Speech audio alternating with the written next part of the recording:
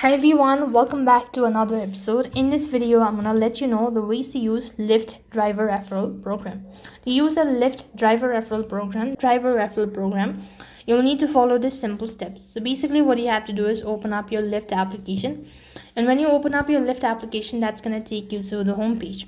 Now, when you're logged into your account, you'll be able to see this page. So here you need to tap on the bar icon and go ahead and tap on more ways to earn. Now in my case, I do not have this option as this is not my driver's account. Tap refer a driver, then tap on active offer to refer a driver.